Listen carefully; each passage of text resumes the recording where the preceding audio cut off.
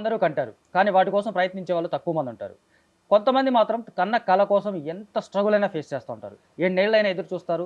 ఎంత సమస్యొచ్చినా, ఎన్ని సమస్యలొచ్చినా సరే వాటిని ఫేస్ చేసుకొని ముందుకెళ్ళిపోతుంటారు.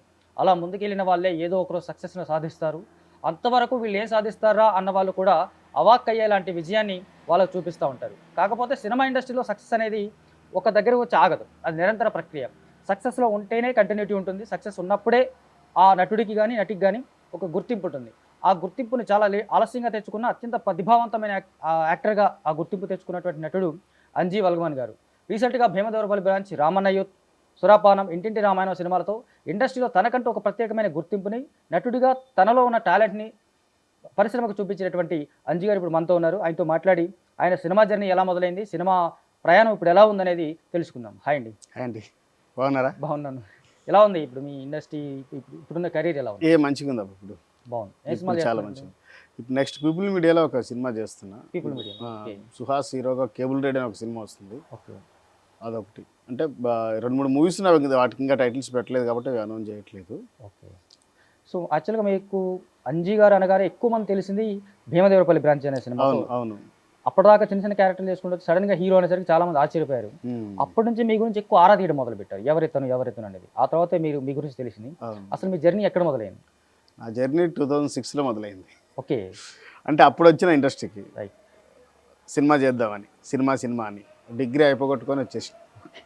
అంటే సినిమాలోకి రావాలని మీరు మీ నేపథ్యం చూస్తే మహబూబ్ నగర్ కొంచెం మనం అప్పుడు తెలంగాణలో వెనకబడిన ప్రాంతం. అవును. అక్కడ నుంచి సినిమా కళలోకి రావాలంటే మీకంటూ ఒక ఇన్స్పిరేషన్ ఉండాలి కదా. ఆ ఇన్స్పిరేషన్ ఎవరు?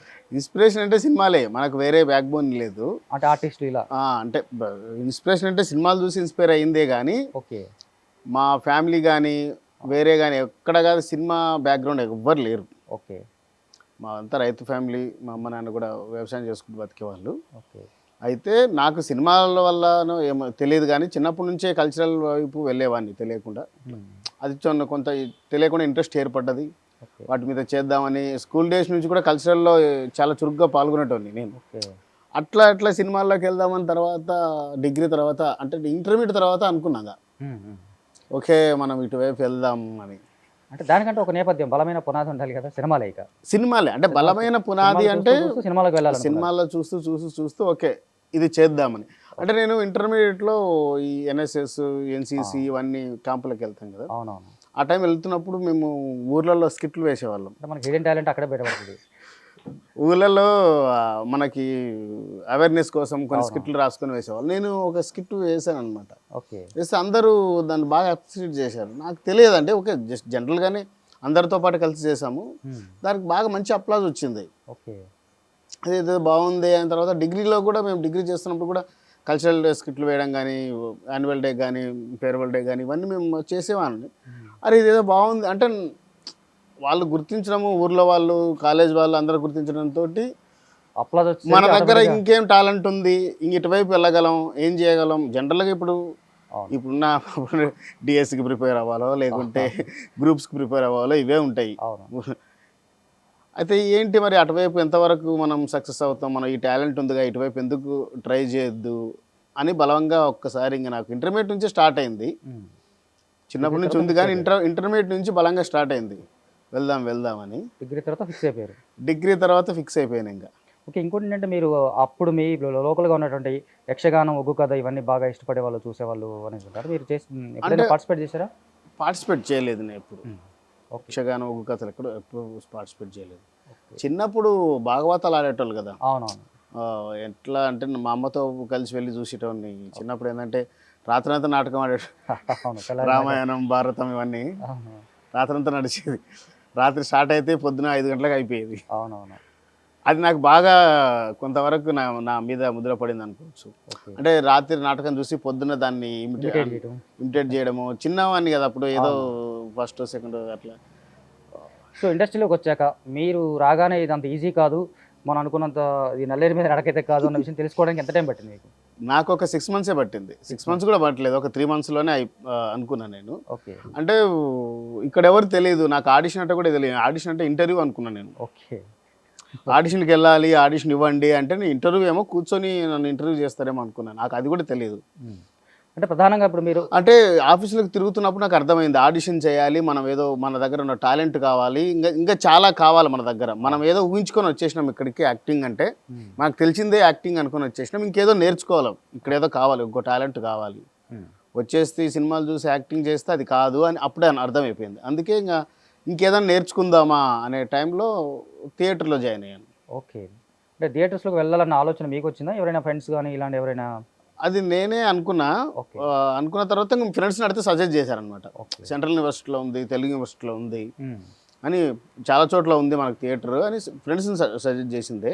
బట్ నాకు తిరిగిన తర్వాత అర్థమైంది, ఆడిషన్ చేయమనడము, అవకాశాలు తిరుగుతూ ఉన్న ఆఫీసుల చుట్టూ కానీ ఎవరు పట్టించుకోకపోవడం, మనం అంతా అప్పుడు చిన్న బక్కగా ఒక రకంగా పెట్టేటోళ్ళు, ఆఫీస్లో కూడా ఏంది ఆఫీస్ బాయ్గా చూసేటోళ్ళు అనమాట. ఓకే. ఎందుకు వచ్చావు నువ్వు, ఆర్టిస్టువా, అద్దంలో చూసుకున్నావు మొహం, ఇలాంటి ఎప్పుడైనా ఫేస్ చేశారా? అట్లా ఆర్టిస్టువా, సరే అప్పుడు ఫోటోలు తీసుకొని తిరిగేటోళ్ళం కదా, సరే ఫోటో ఉందా వెనక రాసిచ్చిపోవని అంటారు. అంటే వాళ్ళ ఎక్స్ప్రెషన్ చూసి అంటే మన దగ్గర ఏంటి ఇట్లా ఎందుకు అంటున్నారు అని ఒక ఉండింది. అంటే మన దగ్గర కాన్ఫిడెంట్ లేదా యాక్టింగ్ చేయగలమని. సరే ఏమైనా చేస్తావా చెయ్యి అనేసరికి కొంచెం భయపడేవాడిని చిన్న అప్పుడు స్టార్టింగ్లో, ఏం చేయాలి నేను అని. ఏం ప్రిపేర్ అయ్యి వెళ్ళము, అప్పుడు మనకేం బ్యాక్గ్రౌండ్ తెలియదు, ఇట్లా వెళ్ళాలి ఆడిషన్కి ప్రిపేర్ అయ్యి వెళ్ళాలని ఎవరు చెప్పేవాళ్ళు లేరు. ఇండస్ట్రీలో కూడా ఎవ్వరు లేరు, అసలు లైట్ బ్యాగ్ కూడా పరిచయం లేరు నాకు అప్పట్లో. అయితే మీరు వచ్చిన అంటే 2006 ఆ టైంలో వచ్చానని చెప్తున్నారు కదా, అప్పటికి తెలంగాణ రాలేదు మనకు. తెలంగాణ ఆర్టిస్ట్ అంటే కూడా ఒక రకమైన చిన్న చూపు ఉంది. అవమానాలు ఎప్పుడైనా ఫేస్ చేశారా? అది అంటే తెలంగాణ వాళ్ళు అన్నట్టు ఇది అది ఫేస్ చేశాను కానీ డైరెక్ట్ కాదు, ఇండైరెక్ట్గా ఫేస్ చేశాను. అది అంటే ఇస్తామని ఇవ్వకపోవడం, లాంగ్వేజ్ మాట్లాడే కొంత ఉండింది అప్పుడు స్టార్టింగ్లో. ఓకే. సో ఇప్పుడు మీరు థియేటర్స్కి వెళ్ళిన తర్వాత అక్కడ ఉన్నటువంటి ఎక్స్పీరియన్స్ ఎలా ఉంది? అంటే మీరు ఇప్పటిదాకా యాక్టింగ్ అంటే ఇలా కాదు, నేను ఏదో ఊహించుకొని వచ్చాను అనుకున్నారు. అవునవును. ఒకసారి థియేటర్లోకి ఎంటర్ అయ్యాక అప్పుడు తెలుస్తుంది కదా, ఆ ఎక్స్పీరియన్స్ ఎలా ఉండేది? ఆ ఎక్స్పీరియన్స్ అదే, అప్పుడే నాకు కొన్ని రోజులు థియేటర్లో ఉండిపోయినా. ఓకే. ఎందుకంటే ఒక 5-6 ఇయర్స్ థియేటర్లో ఉండాలని కారణం ఏంటంటే నేర్చుకుంటున్నా. ఓకే. అంటే కొత్త విషయాలు తెలుస్తున్నాయి, కొత్త క్యారెక్టర్ వేయగలుగుతున్నా. అప్పుడు మనకి ఏం తెలియదు, ప్రస్తుతానికైతే ఏం తెలియకుండా వచ్చేసినాం. అవును. థియేటర్లోకి వెళ్ళిన తర్వాత ఓకే క్యారెక్టర్ ఇట్లా ఉంటుంది, డైలాగ్ డిక్షన్ ఇట్లా ఉంటుంది, మాడ్యులేషన్ ఇట్లా ఉంటుంది, క్యారెక్టర్ని అర్థం చేసుకోవడం ఇట్లా అర్థం చేసుకోవాలి. ఇప్పుడు ఒక క్యారెక్టర్ మనకి ఇచ్చారంటే దానికి సోషల్, మెంటల్, సైకలాజికల్, ఫిజికల్ వారి కండిషన్ ఎట్లా ఉంటుంది, మనం ప్రిపేర్ అవ్వాలి వాటికి, అవన్నీ చెప్తారు. కాబట్టి ఓకే దాని మీద రీసెర్చ్ ఎట్లా చేయడం, ఒక ఆ క్యారెక్టర్ని ఎట్లా మనం అనలైజ్ చేసుకోవడం, ఎట్లా ఓన్ చేసుకోవడం, అవన్నీ బాగా ఇంట్రెస్ట్ అనిపించినాయి. అట్లా థియేటర్ చాలా సంవత్సరాలు చేసినాను నేను. అంటే మీరు యాక్చువల్గా థియేటర్స్లో ఉంటూ డైరెక్షన్ కూడా చేశారు, వినాసి అని ఒక బ్లాక్ అండ్ వైట్. అవునవునవును. ఆ ఎక్స్పీరియన్స్ ఎలా ఉండేది? ఆ ఎక్స్పీరియన్స్ అంటే చాలా నాటకాలు వేశాను కాబట్టి కొంత ఇంట్రెస్ట్ కూడా ఉండింది. అంటే చిన్నప్పుడు నేను స్కిట్లు ఏదో రాసుకొని చేసేవాళ్ళు, ఆ ఎక్స్పీరియన్స్ ఉండింది కాబట్టి అలా మన దగ్గర ఆ చిన్న టాలెంట్ ఉంది కాబట్టి నాకు తెలిసిన 2 నాటకాలు రాసి ప్రదర్శన చేసిన జరిగింది. ఓకే. వినాసి బాగా మంచి పేరు వచ్చింది. అదేంటంటే కల్తీ మీద, ఇప్పుడున్న కల్తీ మీద రాసిన డ్రామా. అంటే మనమే కల్తీ చేస్తాము, మళ్ళీ కల్తీ అయిందంటాం, వాడు కల్తీ చేస్తున్నట్టు, వీడు చేసేది వీడు గుర్తించాడు, దాని మీద రాసింది. తప్పులేని వారు తప్పులు అన్నట్టుగా. ఓకే. సో ఇప్పుడు ఒకసారి థియేటర్ నుంచి బయటకు వచ్చాక ఒక కాన్ఫిడెన్స్ వస్తుంది, నేను నటుడిని ఇంకా నాకు తెలుసు అంటే. మీరు అప్పటిదాకా కన్ఫ్యూజన్లో ఉన్నారు, యాక్టర్నా కాదని. థియేటర్ ఇంత చేసిన తర్వాత ఆబ్వియస్గా మీకు కాన్ఫిడెన్స్ వచ్చి ఉంటుంది. ఆ కాన్ఫిడెన్స్తో మళ్ళీ ఇండస్ట్రీలోకి వచ్చినప్పుడు అంటే అప్పటి నుంచి కూడా ట్రై చేస్తున్నా. ఓకే. థియేటర్ నుంచి కూడా ట్రై చేస్తున్నా చిన్న టీవీ కూడా ఏదో చిన్న క్యారెక్టర్లు, ఎస్బీబీసీ ఛానల్ ఉండింది అప్పుడు స్టార్టింగ్లో. అప్పుడు కొన్ని అవి చిన్న ఎపిసోడ్లు కూడా తీసేవాళ్ళు అప్పుడు స్టార్టింగ్లో 2007, 8, 9 ఆ టైంలో. మీరు 2009లో ఈటీవీకి సంబంధించిన ఒక షోలో కూడా విన్నర్ అయ్యారు. అవునవును, కామెడీ గ్యాంగ్ అని ఈటీవీలో వచ్చింది. అది విన్నర్ కదా, అందులో విన్నర్ నేను. విన్నర్ అంటే అది ఆ ప్లాట్ఫామ్ అయినా మళ్ళీ మీకు జబర్దస్త్ వరకు తీసుకొచ్చింది? అది కాదు, అంటే అది ఉండొచ్చు ఒకటి కానీ ఆల్రెడీ అప్పటికి కొన్ని సినిమాలు చేశాను అనమాట. మహాత్మా తర్వాత కామెడీ గ్యాంగ్ చేయడం జరిగింది. కొన్ని 2-3 సినిమాలు చేశాను, చాలా సినిమాలు, సారా వీర్రాజ్ అని చాలా గాన చేశాను. గుర్తింపు లేదు, జస్ట్ చిన్న క్యారెక్టర్లో 1 సీన్ 2 సీన్లు. అంటే యాక్చువల్గా థియేటర్ ఆర్టిస్ట్ అనగానే ఉపయోగించుకోవడం తెలియని దర్శకులు చాలా మంది ఉన్నారు. అప్పట్లో ఒకటి ఏంటంటే నిజంగా నేను ఫేస్ చేశాను కూడా, థియేటర్ అంటే అరే ఇది ఓవర్ యాక్టింగ్ చేస్తాడు ఇచ్చేటోళ్ళు కూడా కాదు. అది ఉంటుంది, డ్రామా ఎక్కువగా ఉంటుంది. డ్రామా ఎక్కువ ఉంటుంది, డ్రమటైజ్ ఎక్కువ చేస్తారు అని ఉంటుంది. అవునవును. అది కూడా నేను ఫేస్ చేశాను. థియేటర్ అనేసరికి కొంత సర్లే థియేటర్ అను సర్లే ఫోటో ఇచ్చిపో అని అంటే అది విన్నాను నేను. అరే మళ్ళా అంటే అది ఉంటుంది కొంత, కానీ అది మనం చూసుకుంటే ఈజీ. ఇప్పుడు ఇప్పుడు కంప్లీట్ గా చేంజ్ అయిపోయింది. నేను అప్పుడు ట్రై చేస్తున్నప్పుడు స్టార్టింగ్ నేను వచ్చినప్పుడు నాకేం తెలియదు, ఏం తెలియకుండా కూడా అవకాశాలు ఇచ్చేటోళ్ళు కాదు. థియేటర్ చేశాను, థియేటర్ చేశానంటే కూడా అవకాశం ఇచ్చేటోళ్ళు కాదు. అరే నువ్వు థియేటర్ చేసావు, ఓవర్ యాక్టింగ్ చేస్తావు అని. అయితే మీరు జబర్దస్త్ లో కూడా ఎంటర్ అయ్యారు. అవును, జబర్దస్త్ లో దాదాపు చాలా షోస్ చేసి ఉన్నారు. ఒక 80 ఎపిసోడ్ వరకు చేశాను. అక్కడ కూడా మీకు ప్రాపర్ బ్రేక్ రాలేదు అనుకోవచ్చు. రాలేదు, అక్కడ కూడా రాలేదు. రీజన్ ఏం లేదు, బట్ రాలేదు. రీజన్ అంటే కారణం ఎవరు కారణం కాదు. అక్కడ ఇంకా చాలా మంది ఉన్నారు, బట్ నాకు ఇక్కడ కరెక్ట్ కాదు అనిపించి నేను బయటకు వచ్చేసిన. ఆబ్వియస్గా ఫ్రాంక్గా మాట్లాడుకుంటే జబర్దస్త్ స్టార్ట్ అయిన కొత్తలో ఉన్న విపరీతమైన బూతులు ఉండేవి. ఎంత జనం ఎంత చూసారో అంత నెగిటివిటీ కూడా దాని మీద ఉండేది. ఆ టైంలో మీరు ఎంటర్ అయ్యారు, దాన్ని ఏమైనా సర్వైవ్ కాలేకపోయారా అట్లా? అదే కొంత లేడీ క్యారెక్టర్లు కూడా ఎక్కువ ఇచ్చేటోళ్ళు, నాకు అది ఇష్టం ఉండేది కాదు. అంటే ఏం లేదు, నా బాడీ లాంగ్వేజ్ సెట్ అవ్వదు, అది నేను ప్లే చేయలేను. ఓకే. అంటే చమ్మక్ చంద్రతో అప్పటి నుంచి మీకు జర్నీ ర్యాప్ ఉందా ఇప్పటికి? ఉంది, ఇప్పటికీ ఉంది. జబర్దస్త్ టీంతో చాలా మంది ఇప్పటికీ ఉంది. రచ్చరవి గారితో ఉంది, వేణన్న బలగం వేణన్న తోటి ఉంది, చాలా మంది ఉంది. సో ఇప్పుడు మీరు మళ్ళీ ఈ నాటకాలు, సినిమా ప్రయత్నాలు, నాటకాలు, థియేటర్ నుంచి మళ్ళీ టీవీ షోస్, ఇక్కడ నుంచి మళ్ళీ సినిమాలోకి వచ్చినప్పుడు మీకు అప్పుడు ఎలా ఉండదు? అంటే జబర్దస్త్ ప్లాట్ఫామ్ పట్టుకుని మళ్ళీ సినిమాలోకి ఎంటర్ అయ్యారా? అంటే ప్రయత్నాలు చేస్తూనే ఉన్నాను. జబర్దస్త్ ద్వారా ఎంత కాదనుకున్నా కొంత గుర్తింపు అయితే వచ్చింది. గుర్తింపు వచ్చింది, అప్పుడు ఉండింది, గుర్తింపు అయితే ఉండింది. కాకపోతే అది నాకెందుకో అది సెట్ అవ్వదేమో అనిపించింది కొంచెం. జబర్దస్త్ స్లోగా మానేశాను నేను. ఓకే. అప్పుడు కొంత సినిమా, ఆ తర్వాత కంప్లీట్గా ఫుల్ ఫ్లెడ్జ్డ్ మళ్ళీ సినిమా మీద. అంటే జబర్దస్త్ టైంలో మీకు పేమెంట్ సఫిషియెంట్గా ఇచ్చేవాళ్ళ? సఫిషియెంట్గా స్టార్టింగ్ టైం. అప్పుడు ఎంత నా పేమెంట్ ఎంత ఉండేది అంత ఇచ్చేటోళ్ళు. పేమెంట్ విషయంలో నాకు ఎవరు ప్రాబ్లం ఏం చేయలేదు. చెప్తున్నారా? నిజమే చెప్తున్నా. అంటే చమ్మక్ చంద్రతో చేసిన ఆయన నాకు పేమెంట్ విషయంలో.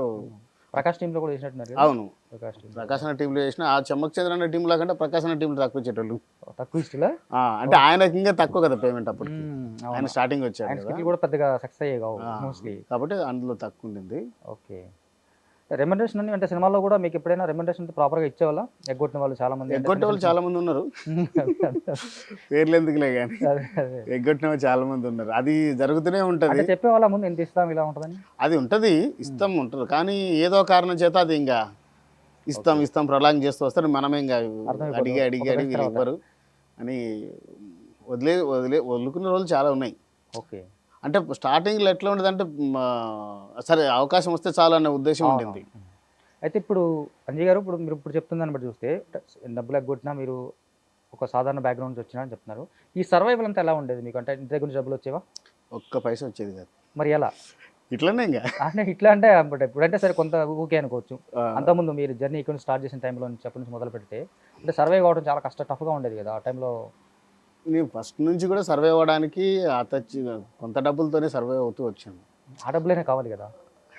ఇప్పుడు ఫస్ట్ నాటకాలు చేసేవాడిని. ఫస్ట్ సర్వే గురించి చెప్పాలంటే ఫస్ట్ ఎంట్రీ అయితే నాటకాలు చేసేవాడిని. అప్పుడు నేను ఒక్కడిని. ఓకే.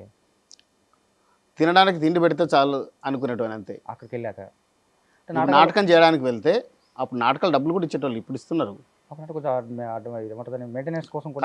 కన్వెన్స్ అంతే, ఛార్జీలకు తిండి పెట్టేటోళ్ళు. అది చాలు అనుకునేటోని నేను. అరే నేను నేర్చుకుంటున్నా, అది చాలు అంతే, దాంతో నడిపించేటోని. ఇప్పుడు ఎందుకంటే నేర్చుకునే దశలో ఉన్నాను నేను. అది నేర్పించడం ఎక్కువ నాకు. థియేటర్స్ అంటే మీరు బయటకు వెళ్తారు, బయట వేరే స్టేట్స్లో కూడా ప్లేస్ చేస్తాం. అవునవును. అప్పుడు కూడా డబ్బులు ఇచ్చేవాళ్ళు కదా? అంటే తక్కువ. ఓకే. అంతగా సర్వే అవ్వడానికి ఓన్లీ పాకెట్ మనీ లాగా. పాకెట్ మనీ ఇచ్చేవాళ్ళు. పాకెట్ మనీ అప్పుడు బస్ పాస్కి సరిపోయేది అది. ఓకే, సిటీలో తిరగడానికి, మనం సినిమా ఆఫీసులకు తిరగడానికి సరిపోదు. ఫస్ట్ ఆఫ్ ఆల్ బస్ పాస్కి సరిపోయింది. నాటకం వేయడానికి అయితే డబ్బు ఇస్తారు, తిండి పెడతారు, ఓకే జర్నీలకు ఇస్తారు. అక్కడ ఏదో నేర్చుకున్నావు, కొత్త క్యారెక్టర్ వేస్తున్నావు, అక్కడ నుంచి అప్లాజ్ వస్తుంది. నువ్వు ఆడియన్స్ నుంచి వెంటనే అప్లాజ్ వస్తుంది, నువ్వు బాగా చేసావా లేదా అనేది. బాగా చేయకుండా కూడా వచ్చి చెప్తారు, ఇన్స్టెంట్ రిజల్ట్. సో ఇప్పుడు మీరు ప్రొడక్షన్ ఆఫీస్ నుంచి తిరుగుతున్నప్పుడు ఇందా చెప్పారు కొన్ని అవమానాలు ఎదుర్కొన్నారు. కొంచెం గుర్తింపు వచ్చిన తర్వాత కూడా అలాంటి అవమానాలు ఎదుర్కొన్న సందర్భాలు ఉన్నాయి? అట్లాంటివి ఏం లేవు. గుర్తింపు వచ్చిన తర్వాత అయితే ప్రస్తుతానికైతే అంటే నేనేదండి చేసారులా ఇట్లా ఉంటారు కదా మామూలుగా ఇండస్ట్రీలో, కొంచెం నేను పలానా సినిమా చేశాను సార్ ఇలా నాకు ఇది అనుకుంటున్నప్పుడు చేసేవాళ్ళు అయితే ఇప్పుడు అన్నట్టు మాట్లాడేవాళ్ళు ఎవరైనా ఇట్లాంటి ఇన్స్టాల్స్ ఏమన్నా? అట్లేం లేదు. కాకపోతే ఇప్పుడు రీసెంట్గా ఇప్పుడు నేను భీమదేవరపల్లి బ్రాంచ్ చూశాను, ఇంటింటి అన్నీ చేశాను. అందరూ అన్నీ చూడాలని లేదు కదా. ఒక ఆఫీస్కి వెళ్ళాను, వాళ్ళు చూడలేదు నన్ను, ఏ సినిమా చూడలేదు, బట్ ఆడిషన్ ఇవ్వండి అన్నారు. ఓకే. నేను కామెడీగానే అన్నాను, అన్న నీకు ఒక భాష ఫ్లాష్ బ్యాక్ చెప్తాను నేను. ఏంటి అన్నారు. నా ప్రొఫైల్ మొత్తం చూపించాను. ఓకే. అన్న ఇగో భీమదేవరపల్లి బ్రాంచ్ సినిమా వచ్చింది, ఇందులో నేను హీరోగా చేశాను, ఇండియన్ డ్రామాలో మెయిన్ లీడ్గా చేశాను, బలగం చేశాను, పరేషాన్లో మంచి క్యారెక్టర్ చేశాను, రామనీతి చేశాను, మొత్తం చూపించాను. అరే చూడలేదు ఇవన్నీ, సారీ అన్నాడు. అలాగే అంటే అందుకే మీకు చెప్తున్నా అన్న, ఇది నా ప్రొఫైల్, అయినా ఏదైనా ఉంటే చెప్పండి అన్న. అంటే వాళ్ళకి తెలియదు, వాళ్ళు చూడలేదు ఆ సినిమాలు. మరి ఆ తర్వాత మళ్ళీ ఆడిషన్ అడిగారా? వదిలే అన్నారా? లేదు వద్దులే అన్నారు. ఆ అబ్బాయి చూడలేదు మరి. ఓకే. ఆయన తప్పుగా అయి ఉండొచ్చు. అంటే అలాంటి వాళ్ళని అంటే ఆడిషన్ ఇప్పుడు చాలా ఆఫీసులకి ఇప్పుడు వెళ్తున్నప్పుడు నన్ను గుర్తుపడుతున్నారు, అరే మీరు ఆ సినిమా చేశారు కదా రండి. అదే అంటున్నాను, ఇప్పుడు అలాంటి వాళ్ళని ఆడిషన్ పెట్టినప్పుడు ఆబ్వియస్ గా టాలెంట్ ఉన్న వాళ్ళు పక్కకు పోతున్నట్టే కదా. అంతేగా మరి. సింపుల్ గా వాళ్ళ సినిమాలే చూడరు, వాళ్ళకి ఆర్టిస్టులు తెలియనప్పుడు దానివల్ల ఉపయోగం లేదు కదా. చూడాలి కదా. ఇప్పుడు ప్రొడక్షన్ హౌస్ కూడా చూసుకోవాలి వాటిని కొంచెం. ఒక్కటి ఫేస్ చేశారు, అది చెప్తాను. రైట్. ఇంకోటి ఏంటంటే మీకు మెయిల్ అనే ఒక ఓటీటీ ఫిల్మ్ వచ్చింది, సూపర్ అప్లాస్ తెచ్చుకున్నది. అందులో మెయిన్ లీడ్ చేసినటువంటి ప్రియదర్శి క్యారెక్టర్ ముందు మీకే వచ్చింది, మీరే చేయాల్సి ఉండేనంట. అది ఎందుకు మిస్ అయింది? ఇట్లా ఎవరైనా అది ఏం తెలియదు, బట్ నేను మెయిల్ చేసి అంటే డెమో చేసాం ఆ సినిమా కోసం. ఓకే. డెమో చేసిన తర్వాత నేనే చేస్తానే అనుకున్నాను లాస్ట్ వరకు. ఓకే. లాస్ట్ మూమెంట్లో ఒక చిన్న బాంబు పేల్చారు, మీరు చేయట్లేదు, దర్శి గారు చేస్తున్నారు అని. అంటే మీకు డెమో చేసినప్పుడు మెయిల్ ఒరిజినల్ ఒకే డైరెక్టర్ కదా? డైరెక్టర్ అతనే. అంటే డైరెక్టర్ చీట్ చేసినట్టు అనుకోవచ్చా? డైరెక్టర్ కాదు, ప్రొడక్షన్ నుంచి వచ్చింది అని ఆయన చెప్పాడు. ఓకే. అంటే మార్కెట్ కూడా కావాలి కదా, ఇది ప్రాబ్లం అని దర్శికి వేస్తాం వెళ్తున్నాము అని చెప్పారు అనమాట. ఓకే. సరే ఇప్పుడు ఇంకా దానికి మనం చేయడానికి. ఎప్పుడైనా మెయిల్ చూసారా మీరు? చూశాను. ఎప్పుడైనా ఈ క్యారెక్టర్ నేనే బాగా చేసి ఉండవు అనిపించిందా? అనిపించింది, ఖచ్చితంగా అనిపించింది నాకు. డెమో ఖచ్చితంగా చేసి ఉండరు, ఎక్కువ కాలం జర్నీ అయ్యారు కదా కథతో. దాంతో జర్నీ అయ్యాను. అంటే ఈ క్యారెక్టర్ నేనైతే అంటే నేను ఓపెన్గానే చెప్తున్నాను, కాన్ఫిడెన్స్ నేనైతే బాగా చేసేవాడిని అని అనిపించింది. ప్రీవియస్ కంటే నేనే బెటర్గా చేసేవాడిని అనిపించింది ఖచ్చితంగా. ఆ విషయం ఇప్పుడు డైరెక్టర్ చెప్పారా? డైరెక్టర్ గారికి చెప్పాను. ఆయన ఏమన్నారు? దర్శి గారిని కూడా కలిశాను అప్పుడు, అందులో కూడా చిన్న క్యారెక్టర్ చేశాను కదా. ఆయన తెలుసా దర్శికి ఈ క్యారెక్టర్ మీరు చేయాల్సి ఉండండి? అవును తెలుసు. తెలుసు. ఆయన రియాక్షన్ ఏంటి? ఆయన కూడా ఒకరోజు కలిసాం, బాగా చేశారు బ్రదర్, మీరు మీ డెమోలో చాలా బాగా చేశారు అన్నారు. జనరలే అదేలేండి. సో ఇప్పుడు భీమదేవరపల్లి బ్రాంచ్ చేస్తూ వస్తున్నారు, కొంత మీకంటూ కొంత అంటే ఫుల్ సాటిస్ఫైడ్ కాకపోయినా కొంతవరకు ఓకే, కొంత స్ట్రగుల్కి ఎదుర్కొన్న లైఫ్ ఇప్పుడు దాకా వచ్చింది. భీమదేవరపల్లి బ్రాంచ్లో హీరో అనే ఆఫర్ ఎలా వచ్చింది? ఆడిషన్ ద్వారా వచ్చింది. అఫ్ కోర్స్, అంటే మీరు అంటే చెప్తున్నా ఎలా వచ్చిందంటే, దానికి ఆడిషన్ ఇచ్చారు. ఆడిషన్ ఇచ్చాను అంటే ఫ్రెండ్ కేపీ అన్న ఉండే సీనియర్, ఆయన సంతోష్ బాలని ఒక ఫ్రెండ్ ఉండే, ఆయనకు పరిచయం అంటే నా ప్రొఫైల్ పంపించాడు ఇట్లాగే జనరల్గా. ఆయన పిలిపించారు అనమాట, ఆఫీస్కి పిలిపించి క్యారెక్టర్ గురించి అనుకుంటున్నాం, చేయండి ఆడిషన్ చేయండి అంటే క్యారెక్టర్ గురించి చెప్పారనమాట, ఇట్లా ఉంటుంది అని. సరే ఆడిషన్ చేశాను. డైరెక్టర్ రమేష్ చెప్పల్ గారు, సరే బాగుంది మీ ఆడిషన్ బాగుంది, రేపు రండి మీకు స్టోరీ మొత్తం చెప్తాను అన్నారు. స్టోరీ మొత్తం చెప్పడం నాకెందుకు, నీ చిన్న క్యారెక్టర్ కదా. అంటే వేరే కొంతమంది చెప్పేవాళ్ళు, అప్పుడప్పుడే స్టార్ట్ అయింది అనుకో. సరే ఒక ఇంపార్టెంట్ క్యారెక్టర్ ఉండొచ్చు, ఓకే అమ్మాయి ఆడిషన్లో సక్సెస్ అయ్యాము, ఒక మంచి ఇంపార్టెంట్ క్యారెక్టర్ ఉండొచ్చు, ఓకే అని రేపు వచ్చాను. కథ మొత్తం చెప్పారు మొత్తం. ఓకే బాగుంది సార్, చాలా బాగుంది క్యారెక్టర్, ఇన్నోవేటెడ్గా ఉంది, కాన్సెప్ట్ కూడా చాలా బాగుంది అంటే ఆ క్యారెక్టర్ నువ్వే చేస్తున్నావు మరి అన్నాడు. ఓకే. అమ్మా, సర్ప్రైజ్ అయ్యారా, షాక్ అయ్యారా? షాక్ సర్ప్రైజ్ అన్నీ వచ్చినాయి, సంభ్రమాశ్చర్యం. అదేం సార్ జోక్ చేస్తున్నారా అన్న.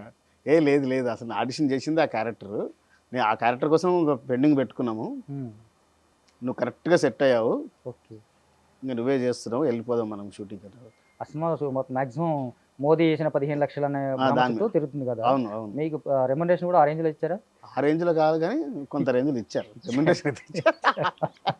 అంటే కనీసం సినిమా కథ రేంజ్లో కూడా రెమ్యునరేషన్ లేదు. అంత లేదు. ఓకే. ఎన్ని రోజులు చేశారు ఆ సినిమా షూటింగ్? 35 days చేసాం. 35 days. ఓకే, చాలా తొందరగానే ఫినిష్. 35 daysలో చేసాం ఇక్కడ కరీంనగర్ దగ్గర. ఓకే, ఒక విలేజ్లో చేసాం మొత్తం. ఆ సినిమాకి సంబంధించి మీరు హీరో కాబట్టి అప్పుడు చిన్న క్యారెక్టర్లు చేశారు. హీరో అనేది ఒక ట్రీట్మెంట్ డిఫరెంట్గా ఉంటుంది కదా ఇండస్ట్రీలో ఖచ్చితంగా.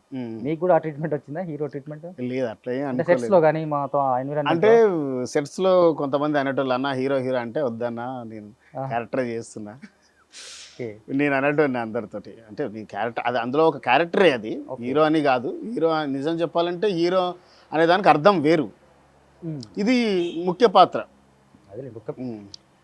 హీరో అనేదానికి అర్థం వేరు, కమర్షియల్ అలా ఏం లేదు, ఉండేదానికి హీరో అంటారు. హీరో ఉమ్. కథను ముందుకు తీసుకెళ్ళేవాడు హీరో కమర్షియల్ అనేది ఏం లేదు.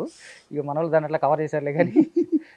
సో ఓవరాల్గా ఆ సినిమా నుంచి బెస్ట్ ఎక్స్పీరియన్స్ అవునండి మూమెంట్స్ అంటే హీరో కాబట్టి ఎట్లయినా మీకు మైండ్లో ఉంటుంది ఖచ్చితంగా. నేను ఒక మెయిన్ లీడ్ అంటే హీరోగానే చేస్తున్నాను ఒక ఫీల్ అయితే ఉంటుంది.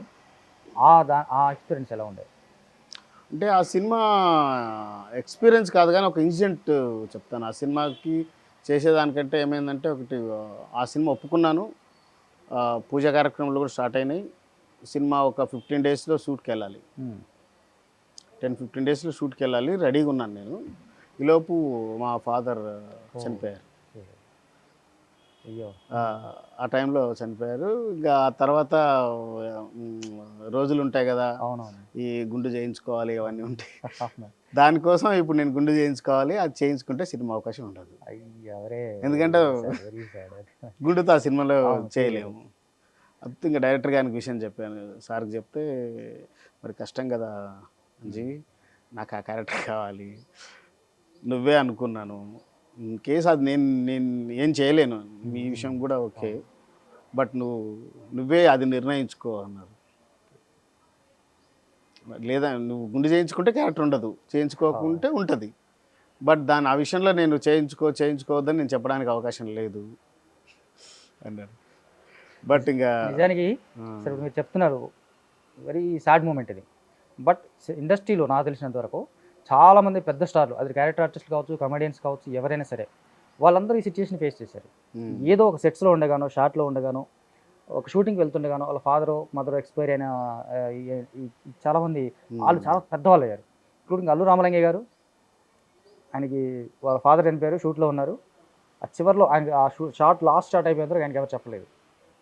అది అయిపోయిన తర్వాత ఆయనకి చెప్తే ఆయన హడావుడిగా ఇంటికి వెళ్తూ ఉన్న క్రమంలో ఎయిర్పోర్ట్లోనో ఎక్కడ ఆయన చూసి హాయ్ సార్ అందరూ కామెడీగా నవ్వుతూ ఉంటే ఆయన లోపలేమో ఒక పెయిన్. అదే విన్నాను, ఆయన ఏడుస్తుంటే అందరు నవ్వుతున్నారు అని చెప్పి. సో అట్లా అండి, నాది చాలా మందికి ఉన్నాయి ఇలాంటి ధర్మవరపు వర్గం. కొంచెం ఖచ్చితంగా అది పెద్ద ఆర్టిస్ట్ అవడానికి ఇది ఒక సింబల్ అనుకోవచ్చు. మీ ఫాదర్కి మీరు అదొక అంతిమనివ్వాలి. అంతే, వాళ్ళకి కోరుకున్నది కూడా అంతే కదా. వాళ్ళు చాలాసార్లు అనేటోళ్ళు, అరే నువ్వు అంటే జబర్దస్తులు కూడా కనిపించావు, మళ్ళీ ఏందిరా మళ్ళీ కనిపించట్లేదు, ఏమైంది అని. కాకపోతే ఒక ఫీలింగ్ ఉంటుంది, నేను మెయిన్ లీడ్ చేసిన సినిమా మా నాన్న చూసి వాళ్ళు చూడలేకపోయినారు అని అంతే. ఓకే, అంటే మీ మదర్ వాళ్ళు అప్పటికే మా మదర్ పోయిన ఒక 1 year తర్వాత మా ఓకే. సో ఒక రకంగా మీ ఇప్పుడు ఎదిగారు, దీన్ని వాళ్ళు చూడలేకడానికి. అవునవును. Okay, sad, very sad. So next ఆ తర్వాత మీరు పరేషాన్ కానీ, ఇంటింటి రామాయణం కానీ, రామన్న యూత్ కానీ, ఇలాంటివన్నీ ఒక్కొక్క మెట్టు ఎదుగుతున్నారు అనుకోవచ్చు. అవును, అంటే భీమదేవరపల్లి బ్రాంచ్ కంటే ముందే నేను పరేషాన్ సినిమా చేశాను. అంటే దీనివల్ల ఆబ్వియస్గా దానికి ఇంకొంచెం రెండోసారి చూసిన వాళ్ళకో తర్వాత కొంచెం ఓటీటీలో చూసిన అంటే వరుసగా ఏంటంటే ఇప్పుడు నాకు గుర్తించడానికి నాకు ఒక గుర్తింపు రావడానికి ఏంటంటే ఇవన్నీ బ్యాక్ టు బ్యాక్ రిలీజ్ అయినాయి. అవునవును, ఒక 3 months బ్యాక్లోనే అన్నీ వచ్చేసాయి, వరుసగా రిలీజ్ అయినాయి. బలగం తర్వాత ఇంటింటి రామాయణం, పరేషాన్, భీమదేవరపల్లి బ్రాంచి, రామన్న యూత్, ఇవన్నీ వరుసగా రిలీజ్ అవుతూ వచ్చినాయి. అవును, రామన్న యూత్ మన అభయ్. అవును, అభయ్ నవీన్ దానికి డైరెక్టర్. నవీన్ అతను డైరెక్టర్ అంటే మీకు ఫస్ట్ అనిపించింది ఏంటి? ఫస్ట్ అంటే అతను యాక్టర్గా అతను స్ట్రగుల్ అవుతూ వెళ్తాను, చాలా కాలంగా అతను డైరెక్టర్ అవ్వాలనుకుంటున్నాడు నాకు తెలుసు. అతను అంటే అభయ్ నవీన్ డైరెక్టర్ అని ఫస్ట్ నుంచే ఈ రామన్న యూత్ అని ఫేస్బుక్లో అవన్నీ చేసేటోళ్ళు కదా. ఓకే, అవును, అది ఓకే కామన్గా అనిపించింది. కాకపోతే షాక్ అయిన విషయం ఏంటంటే వేణన్న బలగం, అవును, అప్పుడు నేను ఒకసారి ఆఫీస్కి పిలిచాడు అన్న, స్టార్టింగ్లో దిల్రాజు గారు ఆఫీస్కి పిలిచి ఒకసారి, నాకు జబర్దస్త్ నుంచే పరిచయం అన్న, ఒకసారి ఫోన్ చేసి అంజీ ఒకసారి ఆఫీస్కి రా, దిల్రాజు గారు ఆఫీస్కి రా అన్నాడు. దిల్రాజు గారు ఆఫీస్కి నన్ను ఎందుకు రమ్మంటాడు అనుకుంటా, ఆయన ఆర్టిస్ట్ ఆయన చూసుకుంటాడు కదా. అట్లా కాదు, అంటే ఎందుకు రమ్మన్నాడు అనుకుని వెళ్తే నేను డైరెక్షన్ చేస్తున్నా అన్నాడు. ఓకే, షాక్ గురని, అంటే ఎక్స్పెక్ట్ చేయలేం కదా. అభయ్ నవీన్ అంటే ఆల్రెడీ ఫేస్బుక్లో చాలా రోజుల నుంచి నేను చేస్తున్నా అని ఉంది, అది ముందు నుంచి చెప్తున్నారు కాబట్టి ఓకే వీళ్ళు చేస్తున్నారు అని ఒకటి ఉంటుంది. ఈయన షాక్ అయినా నేను. చాలా మంది కూడా వేణు డైరెక్టర్ అనగానే ఏదో సినిమా చేస్తున్నాడు అంటే లేదు, చేస్తున్నా ఒకటి. నాకు నీ వైపు నుంచి ఏంటంటే నువ్వు థియేటర్ కాబట్టి థియేటర్ ఆర్టిస్టులు కావాలి, మనకి కొంచెం న్యాచురల్ వాళ్ళు కావాలి, నీ సర్కిల్ ఎవరైనా ఉంటే కూడా నాకు సజెస్ట్ చెయ్యి అని అన్నమాట. ఆ సందర్భంలో నేను కూడా అడిగినాం మరి నాకేంటన్నా మరి నాకు కట్టలేదా, లేదు ఉంది, చేద్దాము మనం కూడా చేద్దాం. ఓకే, అంటే వేణు యాక్చువల్గా బలగం సినిమాతో ఇండస్ట్రీ కూడా షాక్ ఇచ్చాడు, అవును హైలీ టాలెంటెడ్ అని చెప్పేసి. అంటే అంటే ఎవరు ఏముందో తెలియదు ఎవరికి. అవును సో ఇప్పుడు నెక్స్ట్ ఫ్యూచర్ ప్రాజెక్ట్స్ అంటే చెప్పారు ఆల్రెడీ 3-4 సినిమాలు చేస్తాను. అవును అందులో మీ క్యారెక్టర్స్ ఎలా ఉండబోతా ఉన్నాయి? ఒక సినిమాలో ఏంటంటే ఆ సినిమా పేరు ఇప్పుడు వాళ్ళు రివీల్ చేయలేదు కాబట్టి నేను చెప్పలేను. ఆ సినిమాలో త్రూ అవుట్ ఉంటా, సినిమా మొత్తం ఉంటా 4 డైలాగులు ఉంటాయి. ఓహో, ఓకే అంటే ఓన్లీ ఎక్స్ప్రెషన్ తోటే యాక్టింగ్ ఉంటుంది. Okay okay. డైలాగులు మొత్తం పేజీలు చెప్పి కాకుండా అవును, జస్ట్ ఎక్స్ప్రెషన్ తోనే ఉంటాయి అన్ని సినిమా మొత్తం. మనకి ఏదో సినిమాలో అలీ గారి కూడా నో ఎక్స్ప్రెషన్స్, ఓన్లీ మూగ క్యారెక్టర్ కాదు మళ్ళీ అది. ఓకే, బట్ వాడు అట్లా ఉంటాడు అనమాట, తాగిపోతూ కొంత ఒక డిఫరెంట్ క్యారెక్టర్, డిఫరెంట్ క్యారెక్టర్ చేసి. ఓకే. అంటే మీకు బీయింగ్ ఏ థియేటర్ ఆర్టిస్ట్ లేదా మొదటి నుంచి ప్యాషనేట్ ఆర్టిస్ట్గా ఇలాంటి క్యారెక్టర్ చేయాలని ఏమైనా ఉన్నాయా? నాకు కొంచెం నెగిటివ్ రోల్స్ కూడా చేయాలని ఉంది. నన్ను చూసి అందరు కామెడీ రోల్స్ ఇస్తారు ఓకే, జనరల్గా. అవును, కామన్ పీపుల్ రోల్స్ కానీ, కామన్ పీపుల్ రోల్స్ కానీ, కామెడీ కానీ, పక్కింటి బాబాయ్ ఎదురింటి అబ్బాయో లేకుంటే జనరల్గా పల్లెటూరులో ఉండే రైతు ఇలాంటి క్యారెక్టర్లు ఇస్తారు. ఓకే, అది చేస్తున్నాను. బట్ ఇంకేదైనా ఛాలెంజింగ్ రోల్ కోసం ఎక్స్పెక్ట్ చేస్తున్నా కానీ ఇవ్వట్లేదు. ఓకే, అంటే విలన్గా చేయాలనుకుంటున్నారు. అంటే కొంచెం నెగిటివ్ షేడ్స్ ఉన్న చేస్తే ఇంకా కొంచెం ఛాలెంజింగ్ ఎదుర్కోవచ్చు కదా. కొత్త ఒక క్యారెక్టరేషన్ ఎవరు ఇప్పుడు వరకు ప్లే చేయండి అలాంటివి చేస్తే కొంచెం నేను నేర్చుకోవడానికి. అవును, ఛాలెంజింగ్ రోల్స్ చేస్తేనే కదా నేర్చుకోగలుగుతాం దాని నుంచి. యాక్చువల్లీ మీ ఫీచర్స్ చూస్తుంటే ఒక తమిళ ఆర్టిస్ట్ కూడా దగ్గరగా ఉన్నారు. ఆ వైపు ఎప్పుడైనా ఒక లుక్ నేను ఎప్పుడు ట్రై చేయలేదు. ఓకే, ఈడే అంటే ఏమో ఎవరికి ఎక్కడ ఏముంది, మునుగుతూ తేలుతూ సముద్రంలో ఇన్నే కొట్టుముట్టాడుతున్నాము. మళ్ళీ తమిళ కోసం అంటే ఏదైనా సక్సెస్ అయినప్పుడు వెళ్ళడానికి ఈజీ అవుతుంది. అవును, ఇక్కడ ఫ్యామిలీ రన్ చేసుకుంటూ సినిమాల్లో వెళ్తూ ప్రస్తుతానికి ఇక్కడే ఎదుగుతున్నారు. ఇక్కడే ఎదుగుతున్నా. ఏదైనా దరి దొరికి ఇప్పుడు ఓకే, ఇప్పుడు ఈదడం మీన్స్ ఇప్పుడు ఓకే ఒక దారి దొరికింది అందరికి. ఓకే, ఒక చిన్న ఆర్టిస్ట్ ఉన్నాడు, ఓకే అంజన్ ఆర్టిస్ట్ ఉన్నాడు, వీనికి ఇవ్వచ్చు క్యారెక్టర్ అని ఒక నమ్మకం అయితే వచ్చింది. భీమదేవరపల్లి మీ రిసీవింగ్ అంటే ఇందా చెప్పిన బెటర్ ఎక్స్పీరియన్స్ కాకుండా ఆ కుర్రోడు ఎవరో మీ సినిమాలు చూడలేదంటే అది కాకుండా మిగతా వాళ్ళందరూ బాగానే గుర్తుపడుతున్నారు. చాలా ఆఫీస్కి వెళ్ళి చాలా డైరెక్టర్లు కూడా నన్ను గుర్తుపట్టి రిసీవ్ చేసుకుంటున్నారు. నేను ఎక్స్పెక్ట్ చేయలేదు కూడా. ఒక్కొక్కసారి సరే నేను క్యాజువల్గానే మళ్ళీ ఆఫీస్కి వెళ్తున్నాను, ఎక్కడైనా వేరే వెళ్ళాలి కదా, నేను వెళ్ళకుండా అడగకుండా వెళ్ళేస్తారు. మరి వేరే ఆఫీస్ ఉంటే వెళ్ళి కనబడే డైరెక్టర్ గారిని కలుద్దామని వెళ్తే కూడా ఓకే, వాళ్ళు నేను ఇంతకుముందు దానికి ఇప్పుడు చాలా మంచి ఎక్స్పీరియన్స్ ఎదుర్కొంటాను. అంతే కదా, వాళ్ళు కూడా ఆడిషన్ బాగా దబ్బుద్ది కదా, చేస్తాడని కూడా క్యారెక్టర్ ఉంటే ఆఫర్ చేస్తారు ఇమీడియట్గా. లేదంటే కొత్త వాళ్ళైతే మళ్ళీ ఆడిషన్ చేసుకోవడం, పని చేయడానికి ఒక ఫీలింగ్ ఉంటుంది. సో ఫైనల్గా మీరు మైమ్లో ఎక్స్పర్ట్ అని విన్నా నిజమా? మైమ్ చేస్తాను నేను, అండ్ థియేటర్ నుంచి మైమ్ నేర్చుకున్నాను. ఓకే, మైమ్ కూడా నాకు ఎక్స్పర్ట్ ఇంతకుముందు చేసేటువంటి మైమ్ షోలు కూడా ఇచ్చేటాను 2-3 ఎయిర్పోర్ట్లో అక్కడ. సో మైమ్ మా కోసం ఒక చిన్న ఇప్పుడు టక్కున చేయాలన్నా? మైమ్ అంటే అదే కదా, ఆటోమేటిక్గా టక్కున కొంచెం ఏదైనా మీరు అనుకోండి, టైం తీసుకున్న పర్లేదు. టైం కాదు, ఇది ఉందనుకోండి, ఏదో లాగుతున్నా నేను.